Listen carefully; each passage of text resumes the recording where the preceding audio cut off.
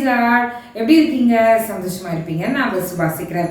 இயேசுவானவருடைய பிறந்த நாளை கொண்டாடுகிற காலகட்டத்தில் நம்ம இருக்கிறோம். அதாவது அந்த மாதம் டிசம்பர் மாதம் வந்தாலே கிறிஸ்மஸ்ன்னு நம்மளே நினச்சிடுறோம். ஸோ அந்த கிறிஸ்மஸ் அந்த நாளை கொண்டாட போகிறோம்ல, அப்போ கொண்டாடும் போது இயேசுவானவர் எதற்காக இந்த உலகத்துக்கு வந்தார், என்ன நம்ம கிட்ட எதிர்பார்க்கிறார், அந்த காரியங்களை பார்த்து கொண்டு இருக்கிறோம். இன்றைக்கு ஆண்டவர் கொடுத்த ஒரு வார்த்தை யோவான் 6ஆம் அதிகாரத்துல 38வது வசனம். என் சித்தத்தின்படி அல்ல, என்னை அனுப்பினவருடைய சித்தத்தின்படி செய்யவே நான் வானத்திலிருந்து இறங்கி வந்தேன் என்று இயேசுவானவர் சொல்கிறத பார்க்கலாம். என்னுடைய சித்தத்தின்படியே அல்ல, என்னை அனுப்பினவருடைய சித்தத்தை நிறைவேற்றுகிறதுக்காக இந்த உலகத்திற்கு வந்தேன். யோசிச்சு பாருங்களேன், எவ்வளோ அழகான வார்த்தை இது.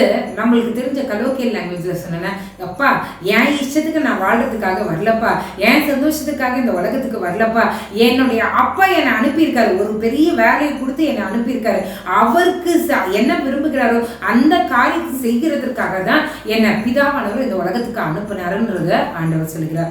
இன்றைக்கு நம்ம இயேசுவானவர் தன்னுடைய தகப்பனார் சொன்ன வேலையை நிறைவேற்றுகிறதுக்காக வானத்திலிருந்து பூமிக்கு இறங்கி வந்தாராம்.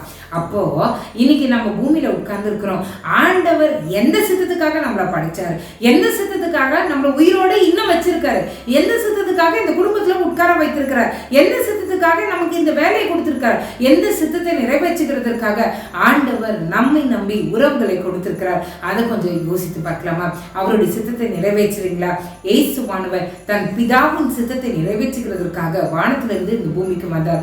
இன்றைக்கு நீங்களும் நானும் கற்றுக்கொள்ள வேண்டிய பாடம் என்னவென்றால், இந்த உலகத்தில் இருக்க நம்ம அவருடைய சித்தத்தை நிறைவேற்றுகிற காரணிகளாய் பாத்திரங்களாய் நீங்களும் நானும் மாறுவோம். ஆண்டவரே, பிதா இயேசுவானவர் சொன்னதை போல பிதாவை நோக்கி, இயேசு கிறிஸ்துவை நோக்கி, ஆவியானவரை நோக்கி நம்ம இந்த வார்த்தைகளை சொல்லலாம். ஆண்டவரே, நாங்கள் எங்களுடைய சித்தத்தை நிறைவேற்றுகிறதற்கு அல்ல, உம்முடைய சித்தத்தை நிறைவேற்றுகிறதற்காகவே இந்த உலகத்துல இருக்கோம். ஆண்டவரே, உங்க சித்தத்தை நிறைவேற்றுகிற உண்மையான பாத்திரங்களாக நீர் எங்களை மாற்றுங்க. ஆண்டவரே அப்பா, எந்த விதத்துல எங்களுடைய சுய இச்சைக்கு, சுய சந்தோஷத்துக்கு, சுய விருப்பத்திற்கு இணங்கி நடக்காதபடிக்கு உம்முடைய விருப்பத்திற்கு, உம்முடைய சித்தத்துக்கு, உம்முடைய சந்தோஷத்திற்கு, உம்முடைய சித்தத்திற்கு எங்களை ஒப்பு கொடுத்து நடக்கிறவர்களா நீர் எங்களை மாற்ற வேண்டுமா ஜெபிக்கிறோம். ஆண்டவரே, எங்களுடைய சொல், செயல், நடக்கை, சிந்தை எல்லாவற்றிலும் உடைய சித்தம் ஆண்டவரே மட்டுமே நிறைவேறட்டும். ஆண்டவரே அப்பா, நீரே எங்களோடு எங்களை வழி நடத்துங்க.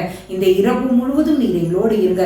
காலை எழுந்து ஆண்டவரே, எந்த காரியத்தை எங்க சுயத்துக்கு செய்யணும்னு நினைச்சோமோ அவைகளில மாற்றத்தை என் கர்த்தர் கட்டளையிடுவீராக. உங்க சித்தத்தை நிறைவேற்றுகிறவர்களாய் நீர் எங்களை நம்பி இந்த உலகத்துக்கு அனுப்பியிருக்கீங்க ஒரு காரியத்தை செய்யறதுக்கு. அந்த காரியங்களே, அந்த செயலை செய்து முடிக்கிறவர்களாய் நாங்கள் இருக்க எங்களை நீங்க ஆண்டவரே மாற்றுங்க.